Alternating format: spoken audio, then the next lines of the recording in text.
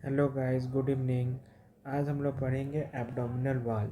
Abdominal वाल किस किस चीज़ से मिल के बना होता है? एक बोन से बना होता है, फेसिया से और मसल से।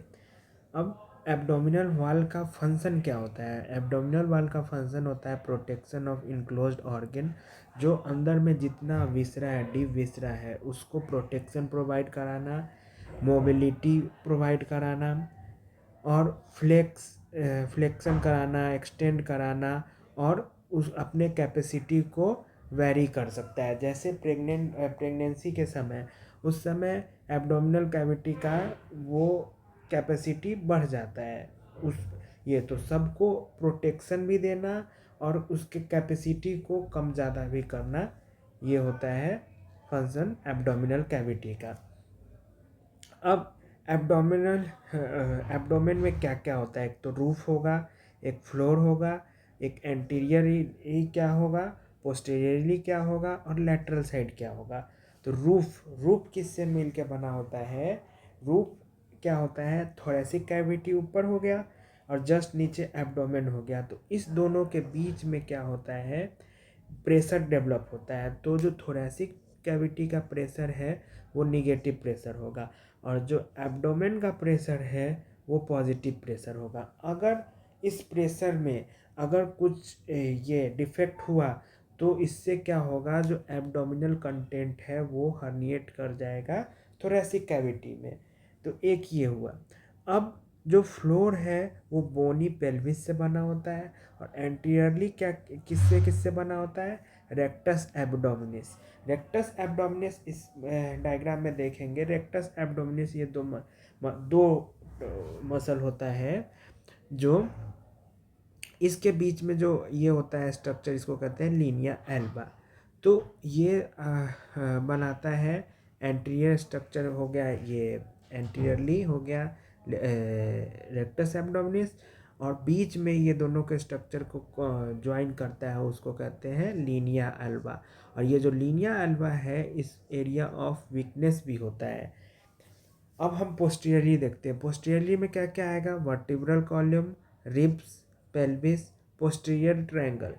पोस्टीरियर ट्रायंगल, यहाँ पोस्टीरियरली एक ट्रायंगल बनता है, उसको कहते हैं पोस्टीरियर ट्रायंगल, जो कि एरिया ऑफ वीकनेस ये भी है। तो अभी दो दो हम लोग कौन कौन सा स्ट्रक्चर पढ़े जो एरिया ऑफ वीकनेस है? एक तो पोस्टीरियर ट्रायंगल और एक लीनिया एल्बा। ठीक, अब हम लोग देखते हैं और पोस्टीरियरली क्या होता है। यहाँ का हर्निएशन बहुत ही रेयर होता है क्योंकि यहाँ का मसल सब स्ट्रांग होता है। अब लेटरल साइड में तीन मसल होता है, एक्सटर्नल ऑब्लिक, इंटरनल ऑब्लिक और ट्रांसवर्सस एब्डोमिनिस। अब हम लोग आते हैं इसका क्रॉस सेक्शन पे। सबसे बढ़िया ये हम लोग क्रॉस सेक्शन में एब्डोमिनल मसल को और ये स्टडी कर सकते हैं। तो हम लोग पहले क्या देखते हैं? एंटीरियरली हम लोग क्या देखे थे? रेक्टस एब्डोमिनिस है ये दोनों। अब इस बीच में इसको ज्वाइन क्या करा रहा है? इसको कहते हैं लीनिया एल्बा। लीनिया एल्बा क्या है? लीनिया एल्बा है, ये टेंडन है को जो इस दोनों को कनेक्ट करा रहा है। अब हम लोग क्या क्या पढ़े थे इधर? लेटरल साइड में तीन मसल है, एक रेक्टस एब्डोमिनिस, एक एक्सटर्नल ऑब्लिक और एक इंटरनल ऑब्लिक। अब हम लोग देख लिए दोनों ये लेटरल साइड में ये हो गया, एंटीरियर में ये हो गया। अब पोस्टीरियर में आते हैं। पोस्टीरियर में हम लोग कहते हैं मसल स्ट्रांग होता है। तो वहाँ मसल कौन कौन सा होता है? एक ये हो गया क्वाड्रेटस लंबोरम हो गया, एक सॉस मेजर हो गया ये, और ये लेटिसमस डोर्साई हो गया और एक मसल हो गया इरेक्टर स्पाइनी। ये चारों पोस्टीरियर वाल में होता है, ये यहाँ का मसल स्ट्रांग होता है। अब इस दोनों के बीच में अब ये तीन जो लेयर है ये पेराइटल पेरिटोनियम है। इसके बाद एक्स्ट्रा, अब इसके जस्ट पीछे क्या होगा? Extra peritoneal fascia. और उसके बाद जो ये ट्रांसवर्सस एब्डोमिनिस है, इससे एक जुड़ा होता है टेंडन, जिसको कहते हैं हम लोग फेसिया, जिसको कहते हैं ट्रांसवर्स फेसिया। तो हम लोग ये देख लिए। अब हम लोग आते हैं एंटीरियर एब्डोमिनल वॉल में। इसमें क्या क्या मिलेगा? Skin, fat, external oblique, internal oblique, transverse abdominis, transversal Wallis fascia, external peritoneal fascia, parietal peritoneum. ये सब ऐसे ऐसे जैसे हम पहले एब्डोमिनल मसल को एक्सपोज किए, सबसे पहले क्या आएगा, स्किन आएगा, फिर फैट आएगा, फिर 3 मसल आएंगे, फिर फेसिया आएगा, फिर 2 fascia, transversalis fascia, extra peritoneal fascia, parietal peritoneum. अब हम लोग इसमें पढ़ते हैं एरिया ऑफ वीकनेस। अब एरिया ऑफ वीकनेस क्या क्या हम लोग पढ़े थे, एक पोस्टीरियर ट्रायंगल हो गया, एक लीनिया एल्बा हो गया, और muscular central portion of perineum हो गया। ये भी एरिया ऑफ वीकनेस है, यहाँ से हर्निया का चांस रहता है।